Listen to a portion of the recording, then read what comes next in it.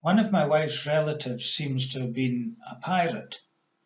Not exactly like this, perhaps.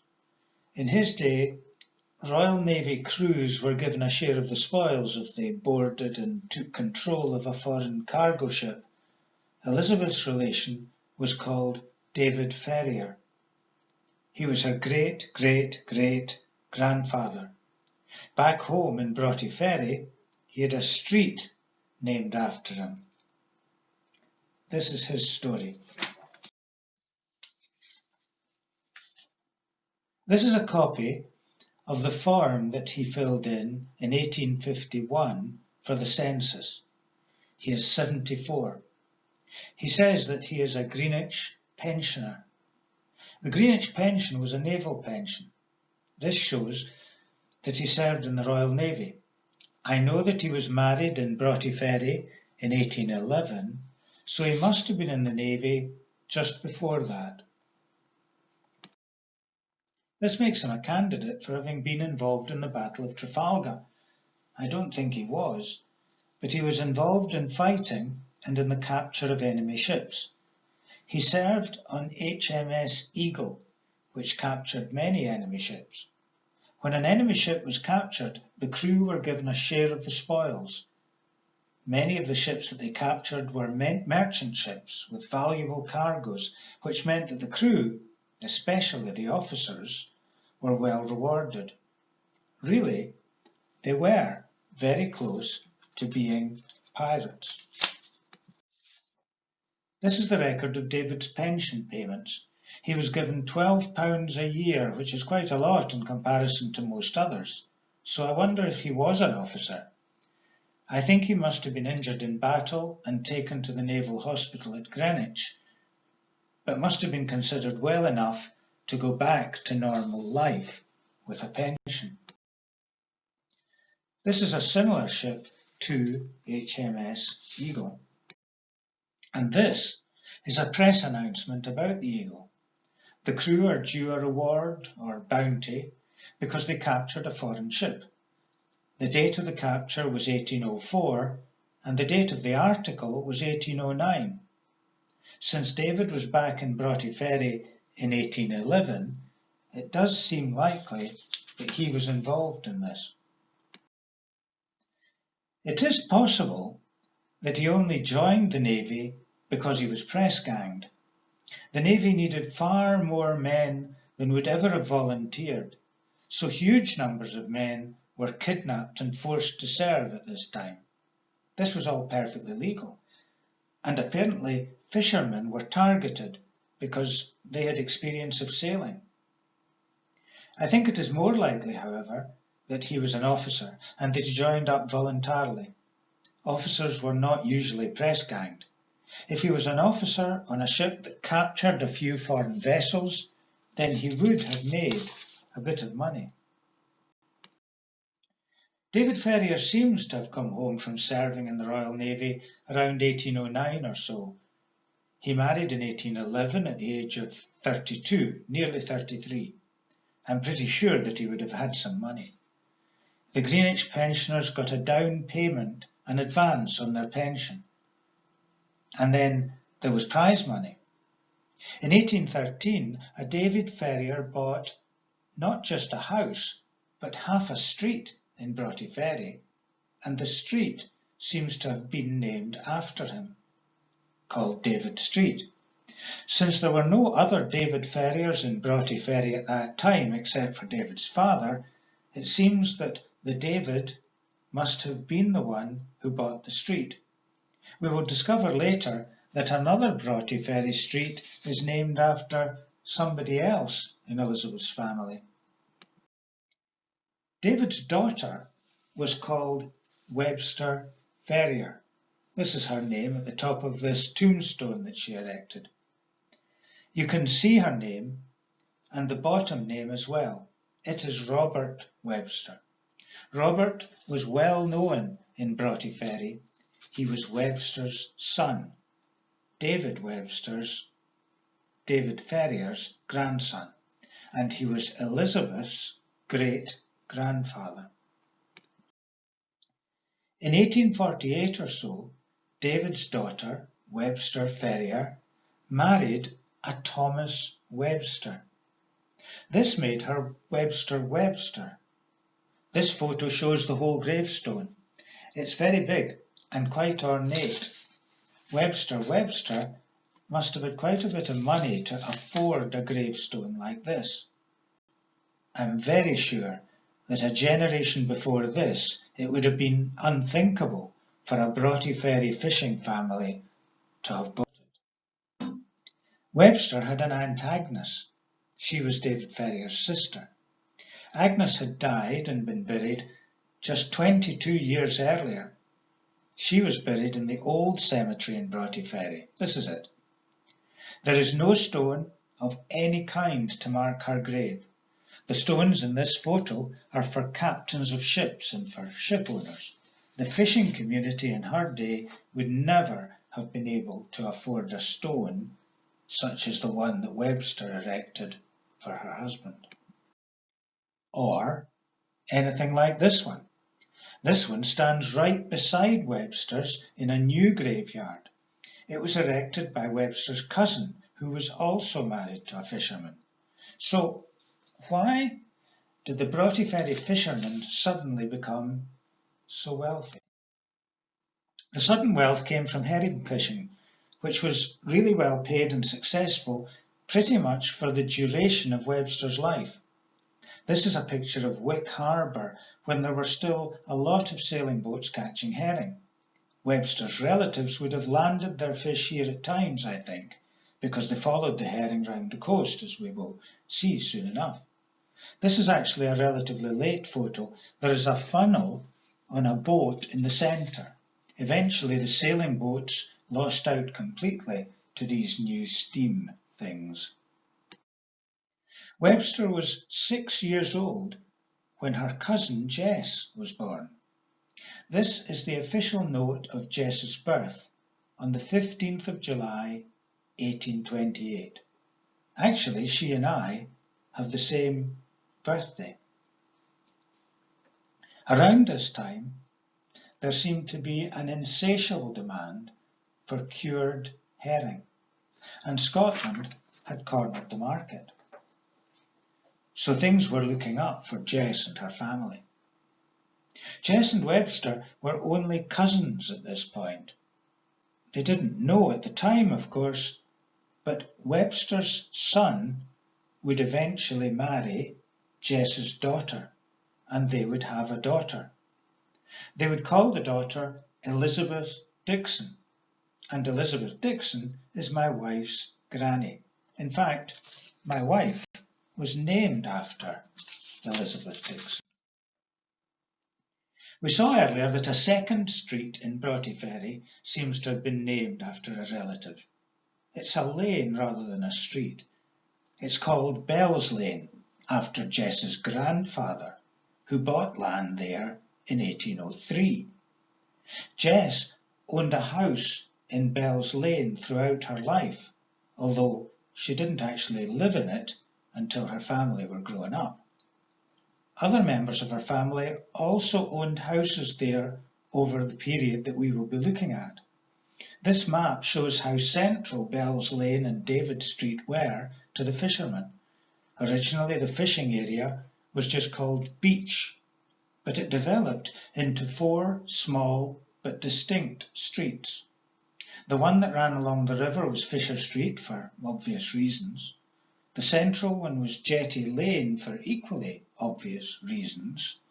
Originally, it was the way to and from the jetty that the fishermen used. David Street and Bell's Lane are on either side of Jetty Lane. Members of Elizabeth's family owned and lived in these streets throughout the 1800s and into the 1900s. About 150 years after Jess and Webster were born, Elizabeth and I often went to a pub in Broughty Ferry near Elizabeth's house. This is what it looks like today. As we sat there, you can see that we had Bell's Lane to one side of us, on the other side is Jetty Lane, and just to the right of that would be David Street. We had no idea that each of these streets had been named after Elizabeth's relatives, nor that as far back as 1800 they were two of only 3 or 4 streets that were home to the fishing community. Elizabeth's dad was born in Bell's Lane, and he was brought up there and later in David Street. He also lived there for a few years after he married Elizabeth's mum. So how come that fishing people were able to buy streets? Well, the owner of all the surrounding land had decided in 1800 that he would make a planned town in Broughty Ferry. This was quite fashionable at the time. Edinburgh New Town had been created and other places like Ullapool and Inverary followed. No doubt this chap saw that with the railway coming, as it did 30 years later, he would have a gold mine on his hands. Anyway, he had plans drawn up with nice straight streets and grid pattern. This is part of the plan that was made for him. He then put the land up for sale. All this happened when David Ferrier and Thomas Bell were in a position to buy, and buy they did. You will see that David Street doesn't even seem to exist in this 1800 plan. But to get back to the fishing. Before Jess was born, most Scottish fishing boats were called scaffies. The scaffies used in northeast Scotland were little more than 20 feet in length, 12 feet across. They cost £6 to make. This one looks even smaller. These were open boats without decking that was traditionally used for line fishing close to the shore. Traditionally, the Broughty Ferry fishermen had caught haddock and other whitefish in this way. At this time, herring fishing was still pretty limited and only done in spring when the migration route of the fish brought them close to the east coast. This required nets. In these early days, the nets were homemade and very heavy. This limited their size and the size of the catch. If the catch was too big and the net was too heavy, then the crew couldn't pull it in. The government was keen to make herring fishing work because they knew that the country could make a lot of money from it. Holland had made huge amounts in the late 1700s. Finally, around this time, the government found a way of developing the industry by paying bounties. They paid curers £5 for every barrel of herring that they produced. This was very successful because it gave the curers confidence that they could make money. Because they had confidence, they agreed to pay fixed prices to the fishermen by volume of fish, and this in turn gave the fishermen confidence to put money and effort into getting nets and boats. So things changed quite quickly and a lot of effort went into herring fishing. But it did not all go smoothly. Towards the end of the 1820s, around the time that Jess was born, the government decided to start removing the bounty system. The scheme had been very successful and winding it down was not popular. Then in 1833, slavery was ended throughout the British Empire. The plantation owners had fed their slaves partly on poor quality herring, which was caught in the sea around the UK and then salted and sent in barrels to the colonies. 60,000 barrels were sent across the Atlantic every year. When Jess was 5 years old, the slaves in the British colonies were freed. They were not really free, of course, because they needed to earn a living and the economy was still under the control of the plantation owners. Things must have changed a bit, however, because the market for herring collapsed. This put pressure on the curers to find new markets. Luckily, Scottish herring was beginning to be very highly regarded just around this time. In the past, most herring fishing was done by Dutch boats. They packed the herring on board the boats, often without gutting them, and they had no room to sort them, so the quality was variable. What became known as the Scotch method made use of the fact that the herring were closer to our shores. This made it possible to land the fish quickly, have them gutted and sorted on land, and then packed very carefully. The government already had inspectors to check the quality of the herring. Once the Scotch cure got going in the 1820s, the combination of government-assured quality and Scotch cure made Scottish herring the most desirable. Demand increased massively. Webster and Jess would have known nothing of this, but it meant that their fathers had the money and the confidence to buy larger boats and to catch more herring. In 1830, lighter factory-made nets became available and the boats got bigger. The usual size of boat by now would be around 30 feet. It would require a crew of 4 men and it would cost around £35. Fishing in this way, they could use 10 to 12 nets. The boats were still open, however, and had no decking, so the crew were in there with the fish. Amazingly, a fire was kindled in amongst all this on top of stones that were used for ballast. They used this to cook food. This continued until the late 1850s when the herring boats, for the first time, had decking. Jess was 10 when the biggest change of all arrived. Amidst great excitement, the railways came to Broughty Ferry in 1838. This was quite early. In fact, of all the railway stations operating in Scotland today, Broughty Ferry Station is the oldest. The line ran from Dundee to Arbroath. Travel to either would now be easy, and of course, as railways were built all over Europe, the markets for fish got bigger and more fishermen could make more money. The population of Broughty Ferry had already increased from 600 in 1800 to about 2,000 at this point. It was going to start increasing even more rapidly, and not just because of the fishing.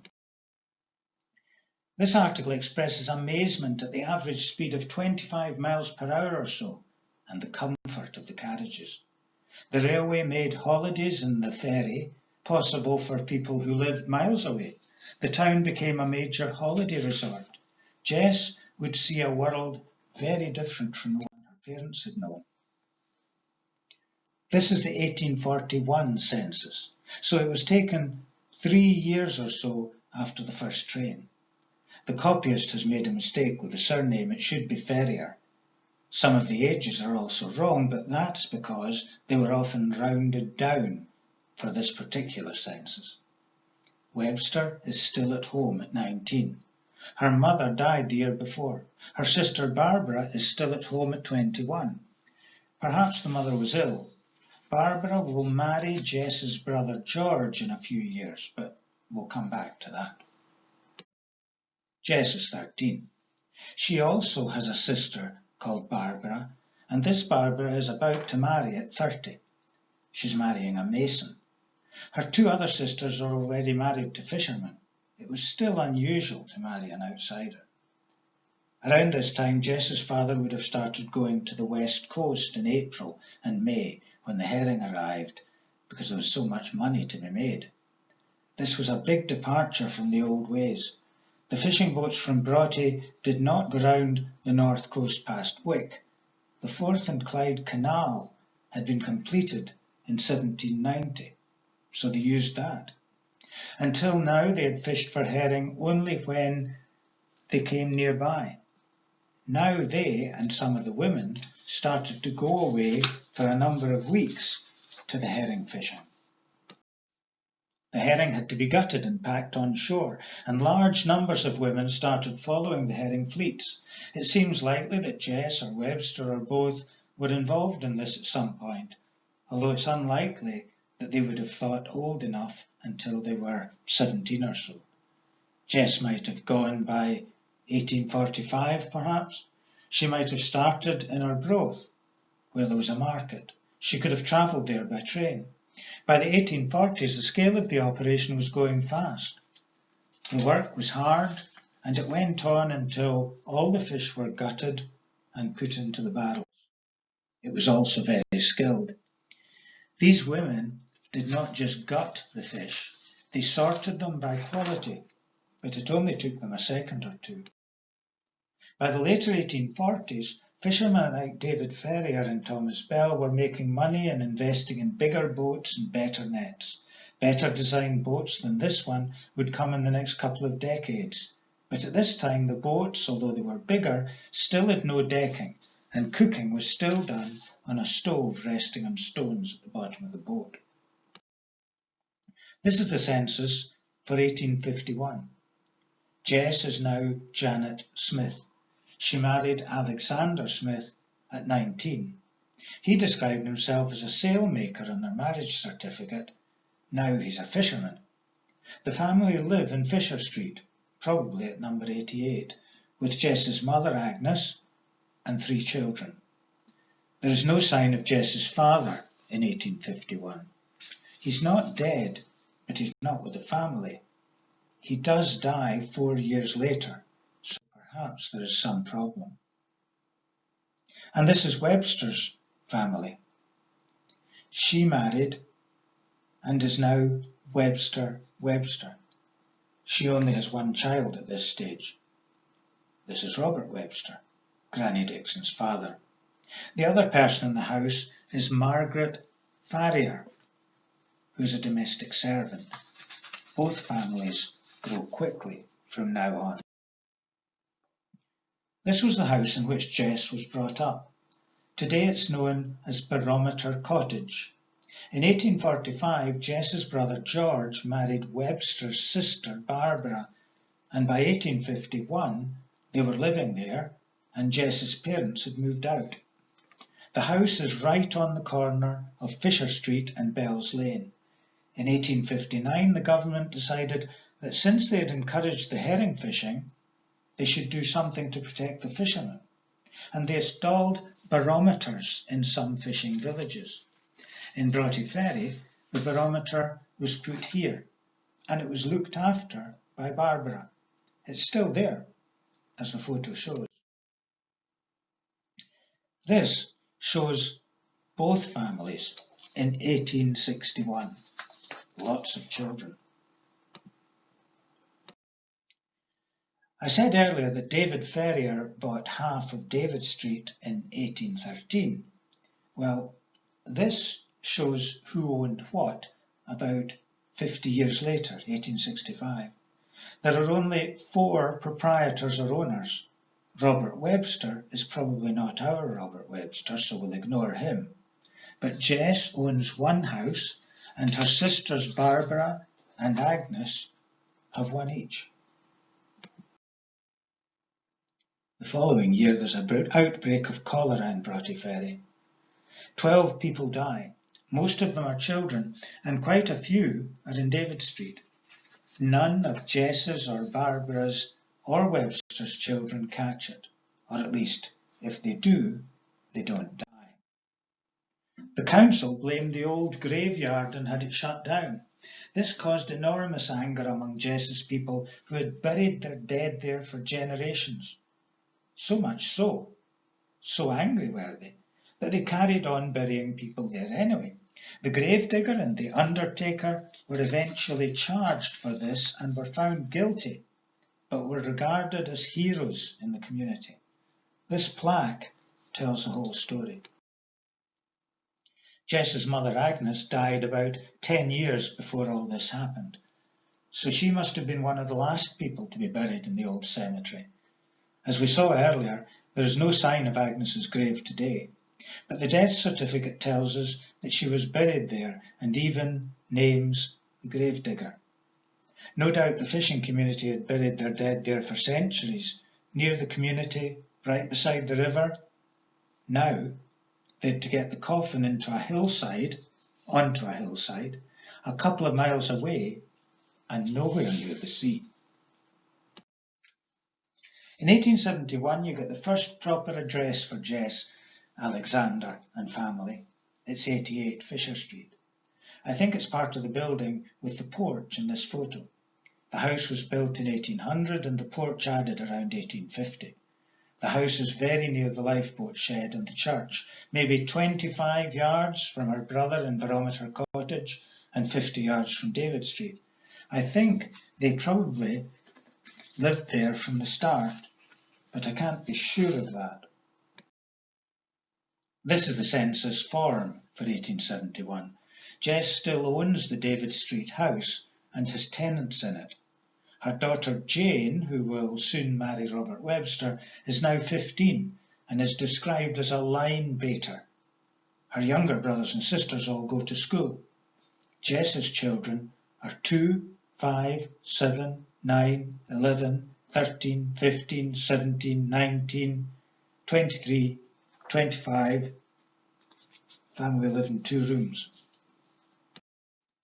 In 1880, Jess's husband and sons have boats that are big enough to allow fishing 50 miles from shore. Some of the family have left home now, but Alex had his own boat, and no doubt some of his sons would have been his crew. The new Zulu boats, with an average length of 75 to 80 feet, had a powerful steam capstan, which was operated by an upright steam boiler. This was used to pull the nets in, which meant bigger nets, larger catches. But the writing was on the wall. The very same steam power that gave them bigger catches would soon be powering trawlers and drifters. Prototypes were already being built. In September 1875, Jess's daughter Jane gets married to Webster's son, Robert Webster. This is the marriage of Granny Dixon, Elizabeth Dixon's parents. And this is it in more detail. You know most of the names. The first column here says that Jane is marrying Robert Webster. Her parents are Alex and Janet, or Jess, Smith. His parents are Thomas and Webster. In the final column, Isabella Webster is Robert's sister, perhaps David Bell, a friend. This is the 1891 census. Jess has a much smaller family now. She has moved into her own house at last. Around this time, a new building was constructed in David Street. It was known as Mars Land. This is it 100 years later. Robert and Jane moved into number 8, and they seem to have lived the rest of their lives there. Granny Dixon was born and brought up here, and during the war, when her husband was away fighting, she lived next door to them in that same building. But we've covered that already. So now Jess and her daughter Jane both live in David Street, and that's where they both remain. The fishing seems to be booming, but in fact it's nearing a very steep decline. Alex dies in 1896, and Jess becomes a confectioner, a sweetie wife in her old age, selling sweets to the tourists. Sadly, Jess and her daughter die in successive years, Jess in 1907 and Jane in 1908. These images are of Jess's death certificates. She needed 2 because of the nature of her death. I think because it was related to a fall, they needed a post-mortem. Jane's death leaves Robert a widower for nearly 20 years. And of course, these deaths take us back to the gravestone with which we started. But you know all these people now.